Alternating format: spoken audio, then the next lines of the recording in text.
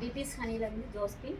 எங்களுடைய பிபிஸ் தேனி பண்ணை மூலியமாக எடுக்கப்பட்ட அந்த சுத்தமான தேனும் அதாவது இஞ்சி சாறும் சேர்த்து இந்த இஞ்சி தேன் வந்து கொடுக்குறோம். இந்த இஞ்சி தேனை வந்து தினமும் காலையில் மட்டும்தான் எடுக்கணும், இரவில் இஞ்சி எடுக்கக்கூடாது. காலையில் முதல் உணவாக இந்த சுடு தண்ணி வச்சுட்டு அதில் வந்து இந்த இஞ்சி தேன் கலந்து சாப்பிட்டோம்னா வயிறு சம்மந்தப்பட்ட நோய்கள் வந்து வராது. அதே மாதிரி பசி நல்லா ஜீரணம் நல்லா கிடைக்கும், பசியை நல்லா தூண்டும். வயிறு சம்மந்தப்பட்ட அனைத்து நோய்களுக்கும் நம்மளுக்கு வந்து பார்த்திங்கன்னா மலச்சிக்கல் இருந்தாலும் சரி, அதே மாதிரி வாயு தொல்லைகள் இருந்தாலும் சரி, நெஞ்செரிச்சல் இருந்தாலும் சரி, இந்த மாதிரி கபம் சம்மந்தப்பட்ட எல்லா நோய்களும் வந்து தீரும். காலையில் இஞ்சி கடும்பகல் சுக்கு மாலையில் கடுக்காய் நம்மளுடைய சித்தர்கள் வடித்த ஒரு வடிவம். காலையில் இஞ்சி முதல்ல எடுத்துக்கிட்டோம்னா நுரையீரலுக்கு ரொம்ப நல்லது.